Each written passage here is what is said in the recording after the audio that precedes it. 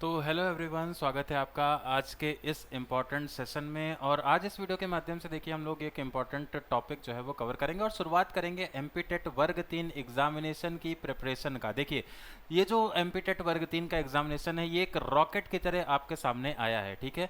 Rocket की तरह आया है और रॉकेट की तरह ही चला भी जाएगा। तो इस वजह से आपको ध्यान में रखना है कुछ बातें जो हम लोग यहाँ पर डिस्कस करेंगे। सबसे पहले आपको बता दें, ये जो पूरा प्रकरण, पूरा जो सिलेबस है उसे 45 दिन के अंदर में कवर करना होगा, ताकि एक प्रॉपर तरीके से आप लोगों का सारी चीज़ें कॉन्फिडेंस भी आपका आ सके और अच्छे से आपने सिलेबस भी कर लिया हो, ठीक है। तो 45 दिन के एक तरह से प्लान के साथ में हम लोग यहाँ पर चीज़ें शुरुआत की हैं।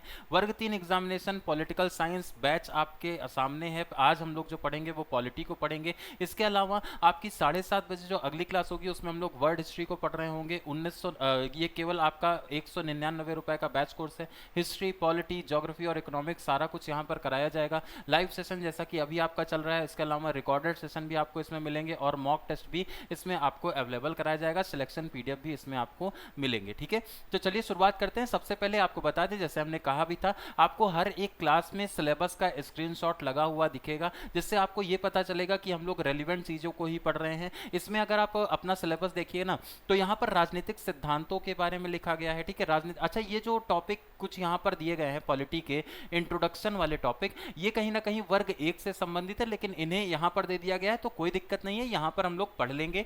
जैसे कि राजनीतिक सिद्धांत यहाँ पर दिए गए हैं, इनका बोध क्या है, अर्थ क्या है, परिभाषा क्या है, किस तरीके से राजनीतिक सिद्धांत काम करते हैं, राज्य की अवधारणा क्या है, राज्य में अर्थ, परिभाषा, है ना। इसके अलावा राज्य का महत्व क्या होता है, तत्व क्या होते हैं राज्य के, राज्य की उत्पत्ति किस तरीके से, और अलग अलग प्रकार के सिद्धांत होते हैं। जैसे कि कुछ लोग कहते हैं कि भाई राज्य जो है वो देवताओं की उपज है, कुछ लोग कहते हैं सामाजिक अनुबंध के माध्यम से राज्य का निर्माण हुआ है। तो वो सिद्धांत भी आपको पढ़ने होंगे। और साथ साथ में आज का जो हमारे क्लास रहेगा ना, उसमें हम लोग मूल राजनीतिक अवधारणाओं को भी पढ़ेंगे, जिसमें स्वतंत्रता के बारे में, समानता के बारे में और सामाजिक न्याय के बारे में एक एक पॉइंट को, अधिकार के बारे में एक एक पॉइंट को डिटेल में अभी यहाँ पर एक इंट्रोडक्शन के रूप में देख लेंगे। इसके बाद में अगला जो हमारा क्लास रहेगा ना, इनको फिर अलग से डिटेल में, जिसमें स्वतंत्रता को अलग से, समानता को अलग से, सामाजिक न्याय और अधिकार को भी अलग से भी साथ में पढ़ेंगे, है ना। उसके बाद में फिर आगे चलेंगे, लोकतंत्र पर मूव करेंगे और हमारा संविधान वहां से शुरुआत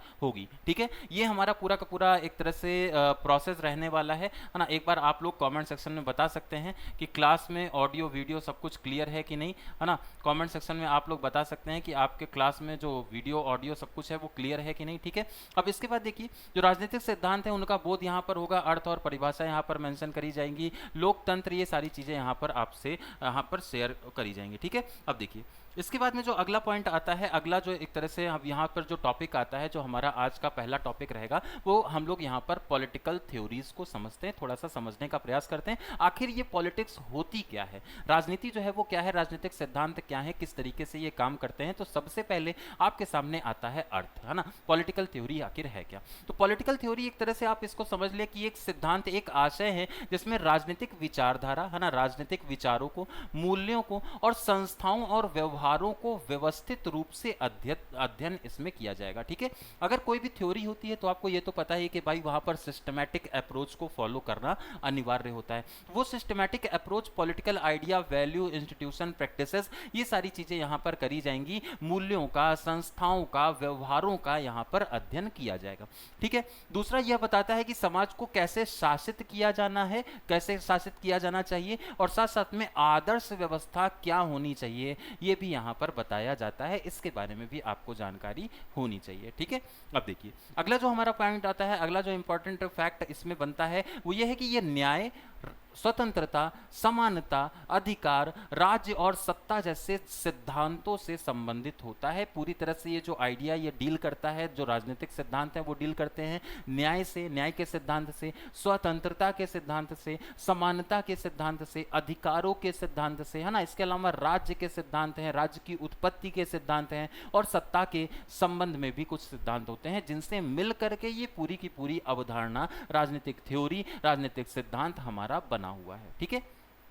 बेसिक्स हैं यहाँ पर। थोड़ा सा आपको ये टॉपिक जो है वो थ्योरेटिकल जरूर लगेंगे, लेकिन इंपॉर्टेंट है, हमारे एग्जामिनेशन में पूछे जाएंगे। और इनसे संबंधित कुछ डेफिनेशन, हालांकि ये हैं वर्ग एक के सिलेबस में, लेकिन यहाँ पर टॉपिक दिया है तो हो सकता है कभी डेफिनेशन भी पूछ ले, ठीक है, तो हम उसको भी कवर करते हुए चलेंगे। गार्नर ने यहाँ पर इसके बारे में कहा है ना, विभिन्न विचारकों ने राजनीतिक सिद्धांत के बारे में अपनी अपनी बातों को रखा था। जैसे राजनीतिक सिद्धांत राज्य की घटनाओं से संबंधित होते हैं ऐसा, या राज्य की घटनाओं का ज्ञान ये कराते हैं, अवबोध कराते हैं। ये जो विचारधारा दी गई थी वो किसके द्वारा दी गई? ये गार्नर के द्वारा दी जाती है। किसके द्वारा? ये गार्नर के द्वारा। याद रखना है आपको कि जो ऐसे कुछ ऐसे राजनीतिक सिद्धांत होते हैं जो राज्य की घटनाओं से संबंधित ज्ञान का संग्रह कराते हैं, वो हमारे क्या कहलाते हैं? वो राज्य की घटनाएं कहलाते हैं। ये आपको याद रखना है, पहला पॉइंट ये हो जाएगा, ठीक है।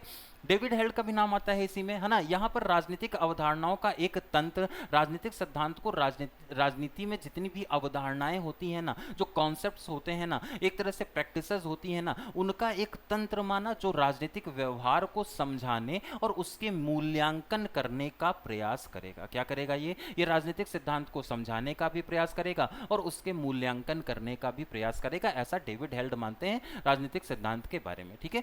एक और नाम इसमें आता है, वो है सेबाइन का। पूछा जाता है ये भी डेफिनेशन। राजनीतिक सिद्धांत राज्य और उसके उद्देश्य, संरचना और औचित्य के विषय में ये चिंतन करते हैं। उद्देश्य भी, संरचना भी, और इसका क्या औचित्य, क्या इसका पर्पस क्या है, इसका जुरिडिक्शन इसका क्या है ना, उसके बारे में ये संदर्भित किया जाता है, उसके बारे में यहाँ पर चिंतन किया जाता है, ठीक है। अगला जो पॉइंट आता है लियो स्ट्रॉस का आता है, और ये कहते हैं कि भाई प्लेटो से लेकर के वर्तमान तक, शुरुआत हम लोगों ने देखा है राजनीतिक विज्ञान के जनक प्लेटो हैं। प्लेटो से लेकर के वर्तमान तक राजनीतिक विचारों का अध्ययन करने वाली राजनीतिक विज्ञान की सबसे पुरानी शाखा जो है वो राजनीतिक सिद्धांत है। पूरा का पूरा जो पॉलिटिकल साइंस है वो राजनीतिक सिद्धांत पर निर्भर करता है, प्रिंसिपल्स पर ही निर्भर करता है, और उसके आधार पर पॉलिटिकल थ्योरीज को डिफाइन किया जाता है। वो पूरा एक क्रमिक विकास है जो कि प्लेटो से लेकर के अभी वर्तमान की विचारधाराओं को साथ में लेकर के, सम्मिलित करके ये काम करता है, उनको सबको ये इंक्लूड करते हुए काम करता है, ठीक है। अब देखिए महत्व क्या हो जाता है, तो भाई ये राजनीतिक चेतना उत्पन्न करेगा, सिद्धांत है, सिंपल सी बात है, अलग अलग प्रकार की विचारधाराओं को आपके सामने पेश करने का काम करेगा, ये डेवलप करेगा पॉलिटिकल अवेयरनेस को, ठीक है। इसके बाद में राजनीतिक सिद्धांत लोगों को ये समझने में मदद करता है कि सत्ता कैसे कार्य करती है। पहली चीज तो ये है ना। अच्छा, मैकेनिज्म को समझना, और मैकेनिज्म आपके लिए अच्छी है, फायदेमंद है या फिर नुकसानदेह है, ये उसके बारे में तब आपको पता चलेगा ना जब आपको उसके बारे में नॉलेज होगी। नॉलेज ही नहीं होगी तो अच्छा बुरा आपको क्या पता होगा ना। तो इसी वजह से ये समझने में भी मदद करता है, इस वजह से ये बहुत ज्यादा आवश्यक हो जाते हैं। और उसके अधिकार क्या हैं और उसके सत्ता जो है वो कैसे कार्य करती है, वो सारी चीजें समझने में मदद करता है राजनीतिक सिद्धांत। ये आपको ध्यान में रखना है, इस वजह से ये महत्वपूर्ण हो जाता है। दूसरा पॉइंट ये है कि भाई लोकतंत्र को मजबूत करने का काम करता है ना, डेमोक्रेसी को ये मजबूत करने का काम करता है। इसके माध्यम से सहिष्णुता, जिसे हम लोग टॉलरेंस कहते हैं, भागीदारी, अधिकार, कर्तव्य, विधि के शासन जैसे लोकतांत्रिक मूल्यों को सिखाया यहां पर जाता है ना। लोकतांत्रिक मूल्यों को यहां पर क्या किया जाएगा? सिखाया जाएगा। ये भी आपको याद रखना है। अच्छा, कुछ भी अगर कहीं पर भी किसी भी पॉइंट में अगर आपको डाउट होगा तो कमेंट सेक्शन आपके लिए अवेलेबल है, बीच बीच में हम उस पर आते रहेंगे, आप लोग कमेंट उसमें मेंशन अपने करते रहेंगे, ठीक है। अब देखिए इसके बाद में जो अगला पॉइंट आता है नीति निर्माण में मदद करने का काम, है ना। पॉलिटिकल थ्योरी जो है वो नॉर्मेटिव फ्रेम और क्रिएटिव लॉस के माध्यम से क्या करेगा? ये नीतियों के निर्माण के लिए आदर्श ढांचे भी प्रदान करने का, एक रूल ये सेट करने का काम करता है। नीति निर्माण में एक रूल सेट करना है कि भाई इस तरीके से हम लोग अपनी नीतियों का निर्माण करने जा रहे हैं, उस चीज को यहां पर सेट करने का काम किया जाता है, ठीक है। अब देखिए सत्ता की आलोचना सुधार का मार्ग, है ना। अगर जब तक आलोचना नहीं होगी तब तक क्या सुधार होगा? क्या अगर आपके व्यवहार में अगर आपको बहुत ज्यादा कोसा नहीं जाए, या फिर आपको बहुत ज्यादा मोटिवेट, निगेटिवली भी मोटिवेशन होता है, उसे हम लोग कोसना कहते हैं, कोसा अगर बहुत सारा ज्यादा आपको नहीं जाता है तो क्या आपके अंदर सुधार हो सकता है? तो आलोचना जो है वो सुधार का मार्ग होती है। और राजनीति में, सत्ता में सिद्धांत जो हैं वो इसी प्रकार से हैं जो कि सत्ता की आलोचना करें और आलोचना के माध्यम से सुधार का मार्ग सुनिश्चित हो जाए। सिंपल सी बात है ना। अब देखिए इसके बाद में अगला जो हमारा पॉइंट इंपॉर्टेंस आता है वो ये है कि आदर्श निर्माण में सहायक, है ना। समाज के आदर्श निर्माण में, आइडियल जो विजन होता है सोसाइटी का, उसके निर्माण में भी ये सहायक होते हैं। कैसे?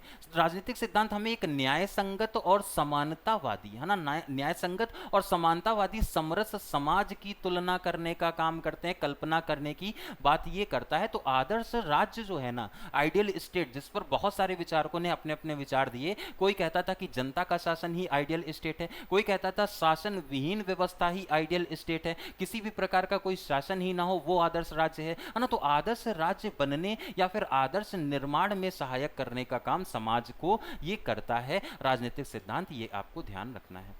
कुल मिलाकर के अगर आप देखें तो पॉलिटिकल थ्योरी जो है वो किसी भी प्रकार से शैक्षणिक नहीं है, ये सक्रिय नागरिकता है, ये एक्टिव है। ये यहाँ पर ऐसा नहीं कि केवल इसको बारे में पढ़ना चाहिए, इसको अप्लाई करना है, तब ये काम करेगी। और लोकतांत्रिक भागीदारी, सामाजिक न्याय के लिए ये अनिवार्य भी चीज होती है, और एक तरह से राजनीतिक समझ को भी विकसित करने का ये राजनीतिक सिद्धांत कार्य करते हैं। अगर आप वर्तमान को यह हमें वर्तमान को प्रश्न करने, भविष्य के आदर्श की व्यवस्था की कल्पना करने और न्याय के लिए कार्य करने की प्रेरणा प्रदान करेगा। और जो पुराने जो अनुभव, जो ऐसे अनुभव थे जो कि अच्छे नहीं रहे थे, उनसे सीख लेने का भी ये काम करेगा, उनको थोड़ा सा बाइकआउट करके किनारे करने का भी काम करेगा, ताकि आपको विषय वस्तु थोड़ा सा अच्छी मिले और एक एप्लीकेशन के अकॉर्डिंग मिले और एक प्रॉपर मेथड के अकॉर्डिंग वो विषय वस्तु आपको अवेलेबल कराई जाए। ठीक है, अब देखिए राज्य की अवधारणाओं को देख लेते हैं, कॉन्सेप्ट्स जो होते हैं स्टेट के। सबसे पहले राज्य का मतलब क्या है?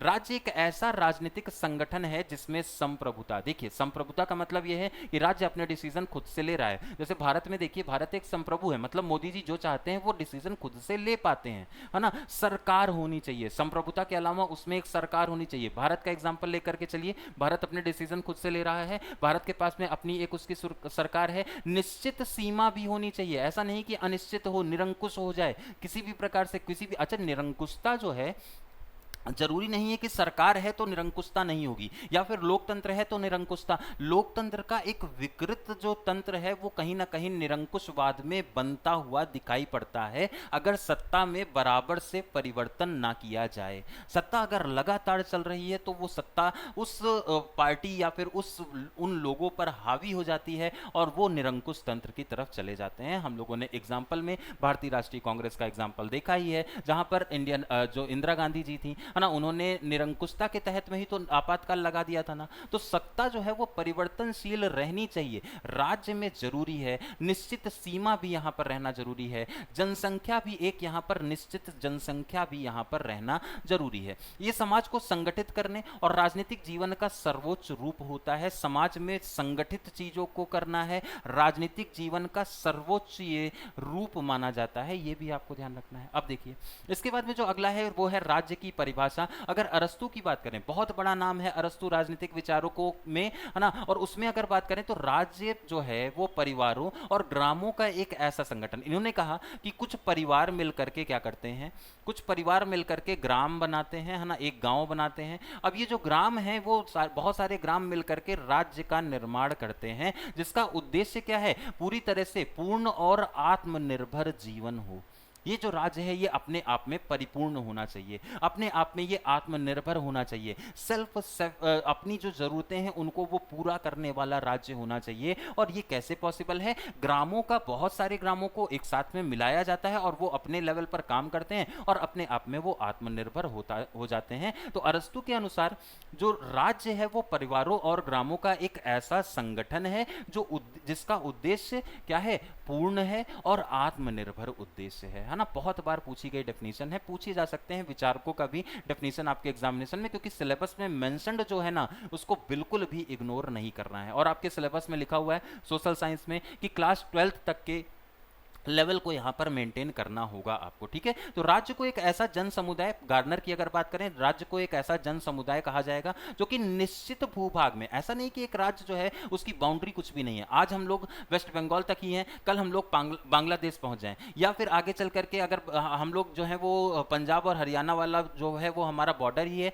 आगे चल करके हम लोग लाहौर पहुंच, ऐसा नहीं। निश्चित भूभाग होना चाहिए। कैसा होना चाहिए? निश्चित, एक बिल्कुल एकदम निश्चित भूभाग होना चाहिए। संगठित सरकार के अंतर्गत ये होना चाहिए और संप्रभुता भी रखने वाली। वही बात जो अरस्तु ने की थी उसी प्रकार से गार्डनर ने भी चीजों को संदर्भित या डिफाइन करने का काम किया था, ठीक है। हॉलैंड की अगर बात कर लें, ये क्या कहते थे? तो निश्चित क्षेत्र में रहने वाले राजनीतिक रूप से संगठित लोगों को राज्य कहा जाता है। सिंपल सी बात। निश्चित भूभाग है, ठीक है, निश्चित क्षेत्र है, और राजनीतिक रूप से संगठित रहने वाली जो जनता है उनको क्या कहा जाता है, उनको राज्य कहा जाता है। ये आपको ध्यान रखना है। ऐसी डेफिनेशन हॉलैंड की है, ठीक है। हॉलैंड भी एक अच्छे बहुत ज़्यादा डिमांडिंग ये विचारक रहे थे, ठीक है। अब देखिए राज्य का महत्व क्या है। कानून व्यवस्था को बनाने का काम करेगा, सुरक्षा को प्रदान करने का काम करेगा, न्याय को भी प्रदान करने का। देखिए बहुत सारे विचारक ऐसे रहे जिन्होंने कहा कि सामाजिक अनुबंध के आधार पर हम लोग राज्य का निर्माण करते हैं। हालांकि वो आपके सिलेबस में नहीं है, लेकिन थोड़ा सा आपको हम बता देते हैं। देखिए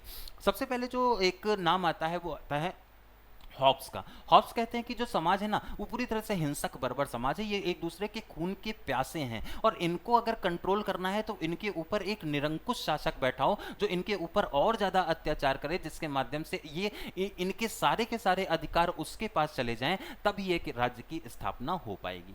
ये पहला एक कॉन्सेप्ट। दूसरा कॉन्सेप्ट आता है लॉक का। लॉक कहते हैं कि भाई जो समाज है ना वो शांत सभ्य समाज है, हमें केवल यहां पर क्या चाहिए, हमें चाहिए यहां पर एक ऐसा राज्य जो कि इन लोगों के, जो शांत सभ्य लोग हैं, इनके अधिकारों की रक्षा करे, क्योंकि ये शांत सभ्य हैं। हो सकता है पड़ोसी राज्य जो है वो शांत सभ्य ना हो, हिंसक बर्बर हो, तो इनके अधिकारों की रक्षा के लिए केवल एक हमें राज्य की जरूरत है।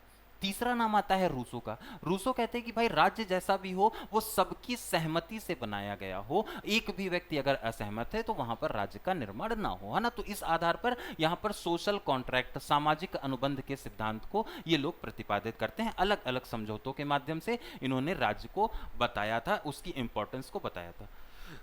तो कानून व्यवस्था को राज्य को स्टैब्लिश करना था, सुरक्षा को यहां पर प्रदान करना है, और न्याय प्रदान करने के लिए भी राज्य बहुत ज्यादा महत्वपूर्ण है। और ये लोगों के अधिकारों और संपत्ति की रक्षा करना, जैसा कि हम लोगों ने बात की थी अभी, लॉक कह रहे थे ना कि संपत्ति की रक्षा करना है, और विकास और कल्याण का साधन। ये कैसा है, ये विकास भी करेगा, कल्याण भी करेगा। राज्य जो है वो आपकी चीजों को लेकर के आप ही को तो देने का काम करता है। अगर वो आपसे टैक्स ले रहा है तो आप ही के तो लिए तो वो रोड का निर्माण कर रहा है, या फिर शिक्षा को सुचारू रूप से चला रहा है, या फिर बहुत सारी लाइबिलिटीज को आप तक पहुंचाने का काम कर रहा है। तो उसके लिए राज्य एक मैकेनिज्म की तरीके से काम करता है, जो आपसे चीजें लेगा और आप ही को प्रदान करेगा। हालांकि बहुत सारे आरोप इसमें लगते हैं कि भाई टैक्स पेयर्स से बहुत सारा टैक्स कलेक्ट किया जाता है और टैक्स पेयर्स को कुछ भी अवेलेबल नहीं कराया जाता है ना, लेकिन वो एक दूसरा कॉन्सेप्ट है, दूसरा एक तरह से डिस्कशन का मुद्दा है। फिलहाल में अगर आप देखेंगे विकास और कल्याण का जो साधन है वो राज्य को ही माना जाता है, ठीक है। अब देखिए आंतरिक शांति और बाह्य संप्रभुता को यहां पर बनाए रखने का काम किया जाएगा। इसमें संगठित सामाजिक और राजनीतिक जीवन के लिए आवश्यक चीजें संदर्भित या सुनिश्चित करी जाएंगी। इसमें राज्य के तत्व, एलिमेंट जो होते हैं राज्य के, उन पर भी बात कर लेते हैं, क्या क्या चीजों से राज्य बनता है। तो सबसे पहले 4 इसके तत्व माने जाते हैं। सबसे पहला जो तत्व है वो है जनसंख्या, है ना। अगर जनसंख्या ही नहीं होगी तो राज्य, अब अंटार्कटिका को क्या राज्य वहां पर एस्टैब्लिश हो सकता है, वहां आदमी नहीं रहता, किसको लेकर के राज्य बनाएंगे। सबसे ज्यादा जो जरूरी है वो है जनसंख्या, मतलब यहां पर एक ग्रुप ऑफ पीपल होना चाहिए, कम से कम निर्धारित संख्या होनी चाहिए, जिनके ऊपर कोई ना कोई प्रशासन चलाने। अच्छा कोई है ही नहीं तो किसके ऊपर आप प्रशासन करेंगे जाके, या फिर किसके लिए आप नियम बनाएंगे जाकर के, है ना। तो सबसे ज्यादा जो जरूरी है वो लोगों की जरूरत है, एक जनसंख्या, एक निश्चित जनसंख्या उस जगह पर होनी चाहिए। सबसे पहली नीड ये है। दूसरा हो जाता है डेफिनिट टेरिटरी, भाई अधिकार क्षेत्र भी सीमित होना चाहिए। अब आप अपने घर में रह रहे हो, आपके परिवार के सारे लोग उसमें रह रहे हैं, ऐसा थोड़ी कि आप पड़ोसी के घर में जाकर के रहने लगोगे, है ना। रह सकते हो, थोड़ी देर के लिए रह सकते हो, लेकिन ऐसा थोड़ी कि आप वहीं पर जाकर के पूरी तरह से रहने ही लगोगे। आपका एक निश्चित भूभाग है जिसमें आपको रहना है, सरवाइव करना है। आप इधर उधर जाकर के बहुत लंबा सरवाइव नहीं कर सकते। इस वजह से एक वेल डिफाइंड बाउंड्री यहां पर बताई जाती है कि ये भी होनी चाहिए, ठीक है, वेल डिफाइंड बाउंड्री भी होनी चाहिए। अब देखिए सरकार, है ना, एक स्वीकृत सरकार होनी चाहिए, सबकी सहमति से बनाई हुई सरकार, सबके द्वारा चुनी हुई सरकार, या फिर ऐसी सरकार जो कि लोगों को कंट्रोल करने का काम कर सके, जो कि कानून भी बना सके और कानून को लागू भी कर सके। यह भी एक इंपॉर्टेंट तत्व है जो कि राज्य के अंदर होना चाहिए। उसके बाद में आता है संप्रभुता। अच्छा ये सारी चीजों को वर्ग 1 में जब हम लोग पढ़ते हैं ना तो बहुत डिटेल में पढ़ते हैं, समानता को अलग पढ़ रहे होते हैं, स्वतंत्रता को अलग पढ़ रहे होते हैं, सरकार बार संप्रभुता को अलग अलग क्लासेस में पढ़ रहे होते हैं, लेकिन यहाँ पर एक इंट्रोडक्टरी आपके सामने चीज़ें पेश की जा रही हैं, क्योंकि उतना ज़्यादा लेवल आपके एग्जामिनेशन में नहीं है। ज़्यादातर जो क्वेश्चन आएंगे वो ये बेसिक पार्ट में 3-4 क्वेश्चन या 1-2 क्वेश्चन आप मान लीजिए, 3-4 भी मान सकते हैं, है ना। कुल मिलाकर के जो पॉलिटी का सेगमेंट रहेगा वो लगभग 5 से 6 क्वेश्चन ही रहेगा, है ना। 6 या 7 हो जाएगा बहुत होगा तो, है ना। लेकिन वही है कि ये वाला जो पार्ट है उससे 2 या 3 सवाल ही आपको देखने को मिलेंगे। लेकिन अगर ये वर्ग 1 में होता तो वर्ग 1 का पूरा पॉलिटी ही इन्हीं सारी चीजों पर बेस्ड है, ठीक है। आप हमारे साथ में जुड़ करके वर्ग 1 की भी तैयारी कर सकते हैं। उसके लिए केवल आपको 99 रुपए में पूरा बैच कोर्स अवेलेबल कराया जाता है। अब देखिए संप्रभुता की बात करें, संप्रभुता जो है वो सुप्रीम पावर है और इंटरनल एक्सटर्नल यहाँ पर अफेयर्स को मैनेज किया जाता है। संप्रभुता भी अनिवार्य है कि आप अपने फैसले को कम से कम खुद से ले पा रहे हो, आप एक जनसंख्या का प्रतिनिधित्व कर रहे हो, एक जनसंख्या को कंट्रोल करने का काम कर रहे हो, और अगर आप अपने फैसले ही खुद नहीं ले पा रहे तो आप उनके लिए कैसे कार्य करोगे, है ना। तो संप्रभुता भी यहाँ पर अनिवार्य एक चीज है जो कि होनी चाहिए। थ्योरीज देख लेते हैं, कुछ सिद्धांतों को देख लेते हैं जो राज्य की उत्पत्ति से संबंधित हैं, बहुत इंपॉर्टेंट है, यहां से बहुत सारे क्वेश्चन बनते हैं। ईश्वरीय जो सिद्धांत है, सबसे पहले कुछ लोग ये मानते हैं इस सिद्धांत के अनुसार कि राज्य जो है ना, state is the March of God on earth, मतलब जहां पर भगवान ने कदम रखे हैं वहां पर राज्य बन गया है। कुछ लोग इस चीज को मानते हैं ईश्वर ने और राजा के द्वारा ये बनाया गया है ना। ईश्वर के द्वारा निर्मित है और राजा जो है वो ईश्वर का प्रतिनिधित्व करता है, और इसकी वजह से राजा को यहां पर ईश्वर ही माना जाए। ईश्वरी सिद्धांत ये कहलाता है, ठीक है, डिवाइन थ्योरी इसे हम लोग कहते हैं।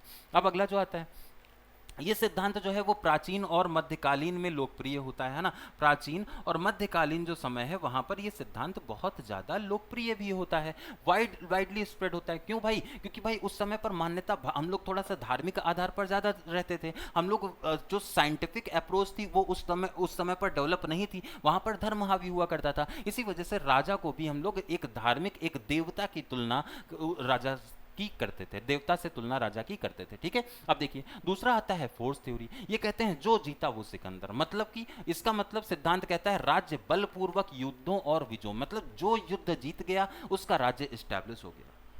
अगर आप इतिहास देखेंगे तो भाई इस सिद्धांत का बहुत ज्यादा प्रयोग किया गया है, चाहे अंग्रेजों के समय हो, चाहे मुगलों के समय हो, चाहे दिल्ली सल्तनत के समय हो। जो जीता वही सिकंदर, उसी का राज्य, उसी का शासन, है ना। वो चीज यहाँ पर स्टैब्लिश की गई। तो युद्ध जो है वो उसको कभी कभी आधार माना जाता है, और ये जो सिद्धांत है राज्य की उत्पत्ति का, इसे हम लोग बल का सिद्धांत कहते हैं, फोर्स थ्योरी इसे हम लोग कहते हैं, ठीक है। अच्छा, इसमें क्या होगा, इसमें जो मजबूत जनजाति या फिर मजबूत जो जनजाति होंगी वो कमजोर को जीत करके राज्य बना लेंगी। जनजाति आप इसको समझ सकते हैं, एक जो मजबूत राज्य है वो कमजोर को जीत करके अपने राज्य को बढ़ा सकता है या फिर अपना अधिकार उस पर दिखा सकता है, ये आपको ध्यान रखना है, ठीक है। अब देखिए इसके बाद में आता है सामाजिक संविदा सिद्धांत, सोशल कॉन्ट्रैक्ट थ्योरी, ठीक है। सामाजिक जो संविदा सिद्धांत है, इसके माध्यम से हमने जिस पर बात भी की थी अभी शुरुआत में, है ना, हॉब्स, लॉक, रूसो तीनों, इस सिद्धांत के अनुसार व्यक्ति की ने सुरक्षा और जो व्यवस्था हेतु समाज या फिर समझौते पर राज्य की स्थापना यहां पर की है। एक व्यक्ति ऐसा है जो कह रहा है राज्य पूरी तरह से निरंकुश, हिंसक, बर्बर समाज है, इसको अगर कंट्रोल करना है तो इसके ऊपर निरंकुश शासक को बैठाना होगा। एक कह रहा है नहीं भैया, शांत सभ्य समाज है लेकिन उसके बाद भी अधिकारों की रक्षा करनी है, इस वजह से राज्य का निर्माण होना चाहिए। एक कह रहा है कि भाई राज्य तभी अस्तित्व में आएगा जब सामान्य इच्छा का कॉन्सेप्ट आएगा, जनरल विल का कॉन्सेप्ट इंक्लूड किया जाएगा, जहां पर सबकी सहमति से राज्य का निर्माण किया जाएगा, है ना, वो सोशल कॉन्ट्रैक्ट है। तो इस प्रकार से अलग अलग विचारकों ने इसमें अपने अपने विचार दिए हैं। जैसे कि हॉब्स कह रहा है संप्रभुता जो है, निरंकुश शासक जो है उसके इसी को सारे अधिकार दे दो, जनता को किसी भी प्रकार का अधिकार आप ना दो, है ना। लॉक जो है वो यहां पर कहता है कि सीमित सरकार होनी चाहिए, प्राकृतिक अधिकार का प्रस्तर, कुछ चीजें प्राकृतिक जो नेचुरली हमें अधिकार मिले हैं, जैसे जीवन जीने का अधिकार है, संपत्ति को ग्रहित करने का अधिकार है, ये अधिकार हमें प्रकृति से मिले हैं, उनको बचा करके बाकी सारे अधिकार किसको दे दो, राज्य को दे दो, वो कंट्रोल करेंगे सारी चीजें, ठीक है, वो कंट्रोल करेंगे सारी चीजें,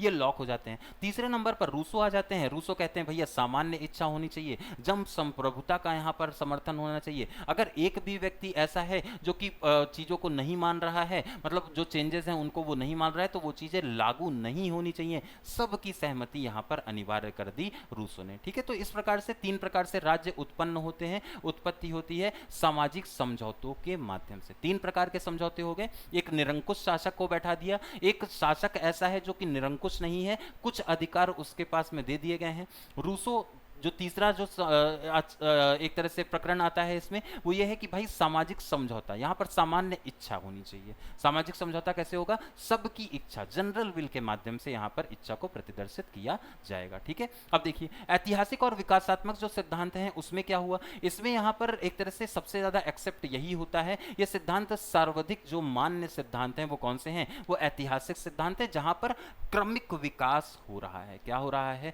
यहां पर राज्य धीरे धीरे परिवार में, परिवार से परंपरा में, परंपरा से गोत्र में, गोत्र से जो ये सामाजिक आवश्यकताओं के विकास की तरफ बढ़ता है। कोई सडन कॉन्ट्रैक्ट या फोर्स यहां पर नहीं होती है, सब कुछ जो है वो धीरे धीरे या स्वाभाविक रूप से विकसित होता है। इसे ऐतिहासिक सिद्धांत माना जाता है। इंपॉर्टेंट है, ये सबसे ज्यादा मान्य है, सबसे ज्यादा जो मान्य सिद्धांत है वो ऐतिहासिक सिद्धांत है। भाई ये एक दिन में बनी हुई संस्था नहीं है। मॉडर्न जो विचारक हैं वो इस चीज को मानते थे कि ये क्रमिक विकास के माध्यम से बनाया गया है, एक दिन में कुछ भी नहीं होता है ना। उसी प्रकार से ये आपको ध्यान में रखना है।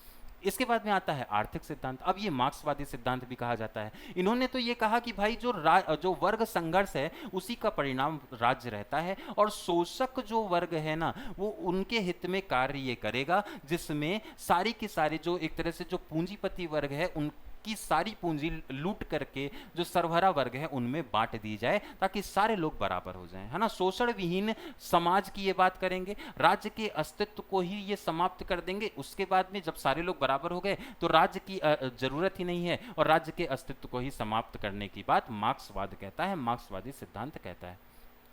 तो कहीं ना कहीं तो राज्य को इंपॉर्टेंस दी जा रही थी। मार्क्सवादी लोग आए, ये लोग तो कह रहे हैं कि भैया राज्य होना ही नहीं चाहिए। अच्छा, गांधी जी भी कहीं ना कहीं मार्क्सवादी विचारधारा से ही प्रभावित थे। आपको याद होगा जब भारत आजाद हो गया था ना, उसके बाद में गांधी जी ने यह कहा था कि कांग्रेस को अब विघटित कर देना चाहिए, अब राज्य की या किसी भी प्रकार की सरकार की जरूरत ही नहीं है, लोग अपने आप से ध्यान रख लेंगे, क्योंकि एक आदर्श राज्य यहाँ पर बनना चाहिए, है ना, आदर्श राज्य बनना चाहिए। लेकिन क्या ये पॉसिबल है? बिल्कुल भी पॉसिबल नहीं था। तो मार्क्सवादी सिद्धांत कहीं ना कहीं यहाँ पर सरबराह वर्ग को या सबको बराबर करने के ऊपर फोकस करता है।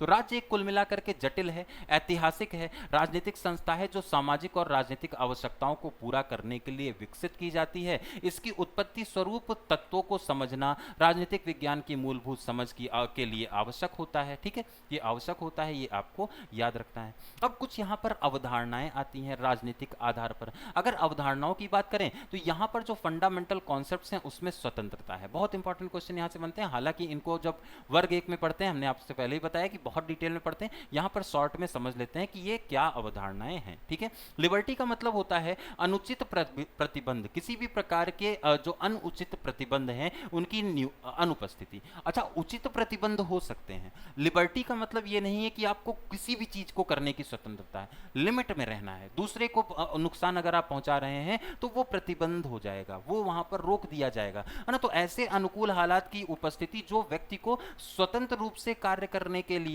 अभिव्यक्ति करने दे, है ना। ये क्या करे? ये यहाँ पर इंडिविजुअल जो हैं उनको एक्सप्रेस करना, फ्रीली एक्सप्रेस करना, लेकिन वही निश्चित एक बाउंड्रीज के तहत में अपनी चीजों को रिप्रेजेंट करना यहाँ पर कहलाता है लिबर्टी। इसके प्रकार भी होते हैं। पहले आ जाता है नैतिक स्वतंत्रता। इसमें पावर टू एक्ट जो है मतलब नैतिक रूप से सही और उत्तरदायी ढंग से कार्य करने की यहाँ पर शक्ति प्रदान की जाती है। नैतिक रूप से सही भी होना चाहिए और उत्तरदायी ढंग से कार्य करने की शक्ति यहाँ पर प्रदान की जाती है।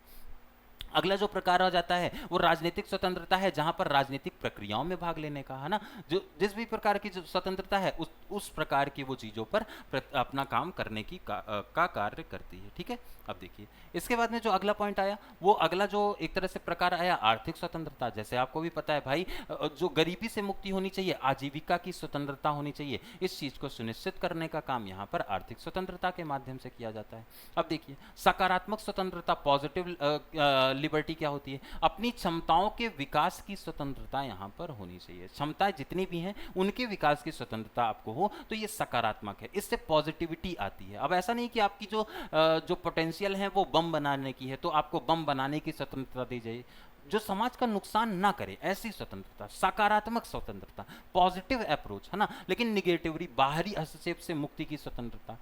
निगेटिव स्वतंत्रता क्या होती है, ये एक्सटर्नल इंटरफेरेंस आपके ऊपर नहीं होगा। डोनाल्ड ट्रंप आपको फोन करके ये नहीं कहें कि आप यहाँ पर ये वाला कार्य क्यों कर रहे हो, बाहर किसी भी प्रकार का इंटरफेरेंस नहीं होगा। अगर आप राष्ट्र हित में काम कर रहे हो तो आपको किसी भी प्रकार से कोई बाहर का व्यक्ति टोक ना सके, इसे कहते हैं नकारात्मक स्वतंत्रता, है ना, बाहरी प्रकार से किसी भी प्रकार। अच्छा, इंपॉर्टेंस क्या है यहाँ पर, इसकी इंपॉर्टेंस ये है कि भाई आप अपने विचारों को, अभिव्यक्ति को, आवागमन की स्वतंत्रता आपको सुनिश्चित होती है। इसमें लोकतंत्र और मानवीय गरिमा की आधारशिला स्वतंत्रता ही है। अगर लोकतंत्र में स्वतंत्रता ही नहीं है तो लोकतंत्र का अस्तित्व ही समाप्त हो जाएगा। तो ये रही हमारी पहली अवधारणा जिसे हम लोगों ने कहा स्वतंत्रता।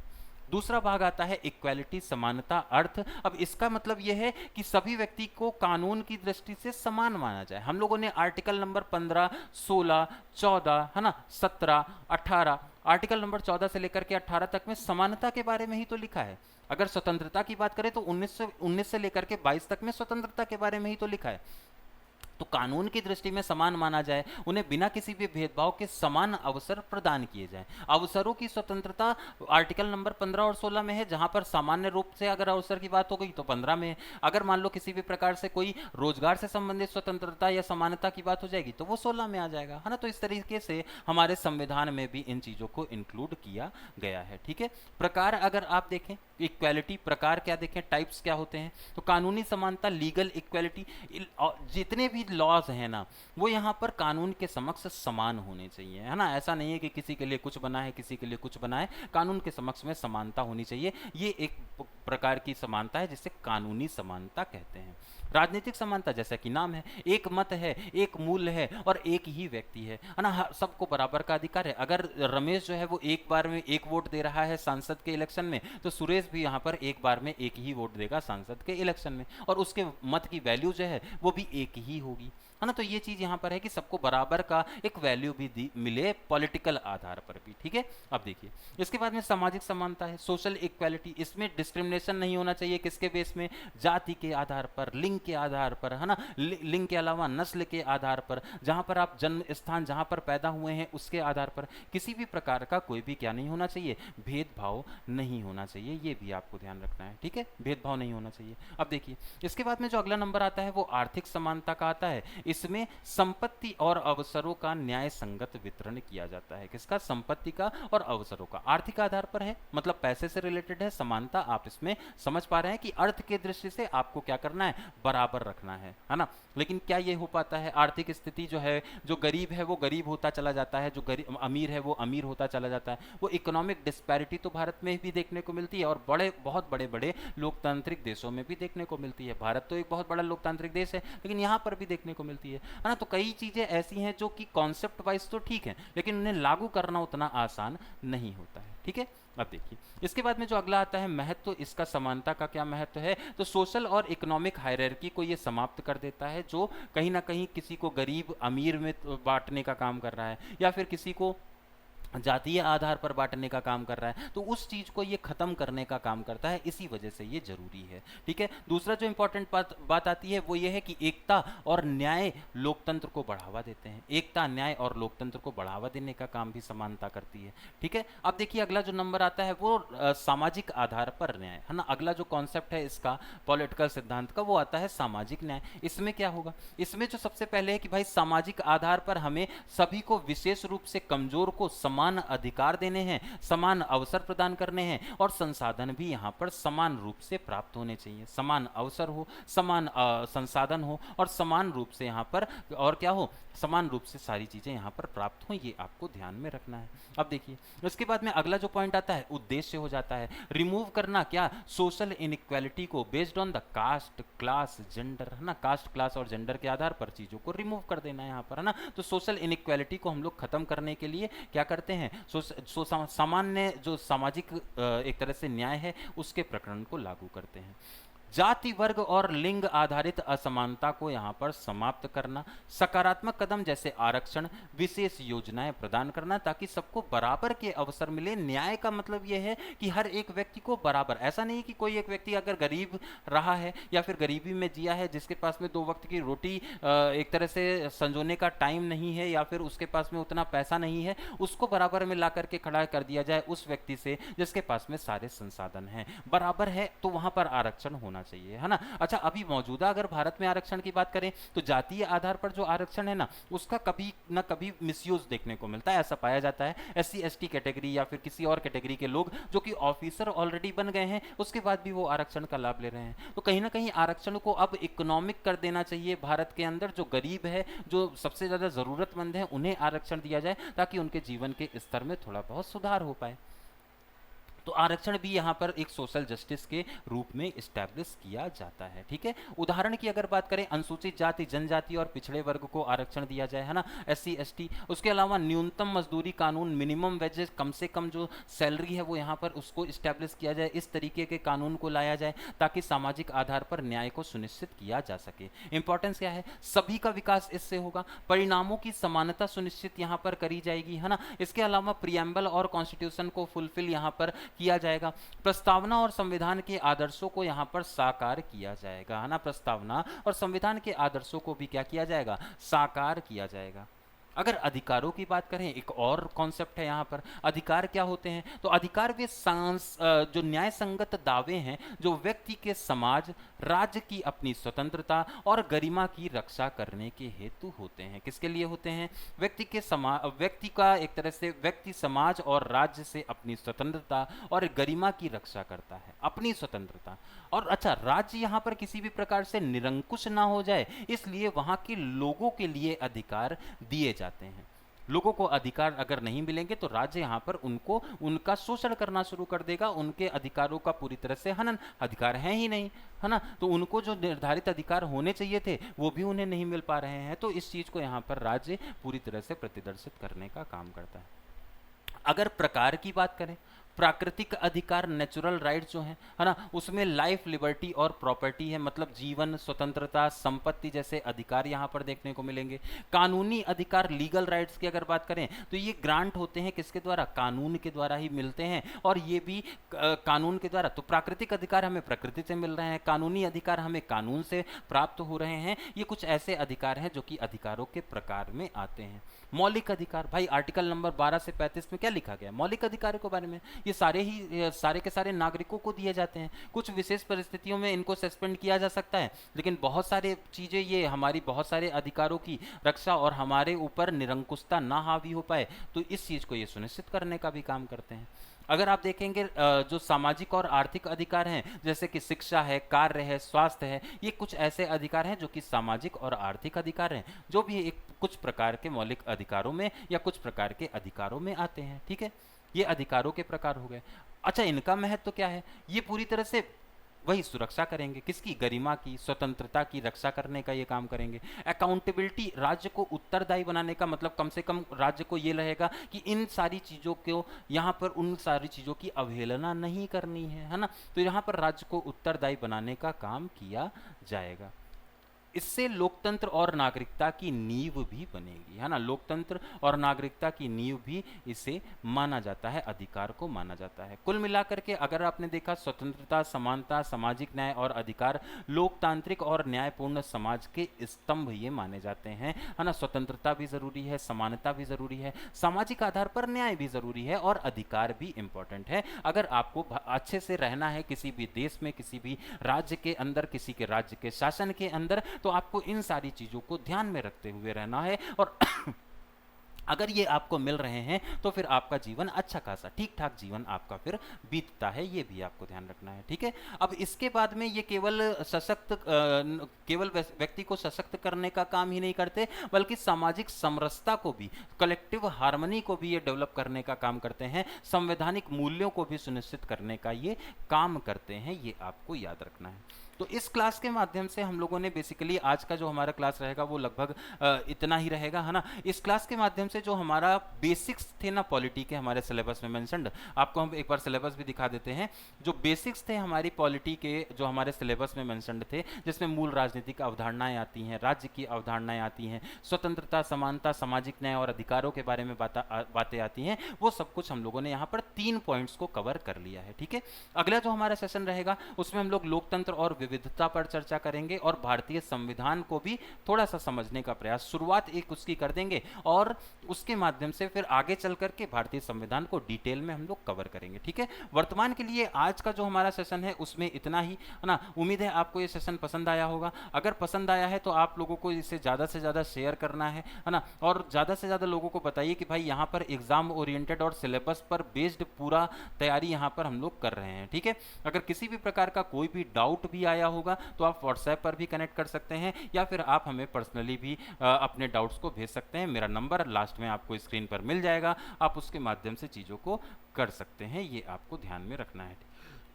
ठीक है, तो अभी वर्तमान के लिए आज के सेशन में इतना ही। आप लोग जुड़े रहिए हमारे साथ में और अपनी तैयारी को बहुत अच्छे से जो शुरू आपने किया है, जो सपना आपने देखा है उसको पूरी तरह से जीना है, पूरी तरह से पूरा करना है। ठीक है, ठीक है, फिर एंड करते हैं आज की इस क्लास को। नमस्कार।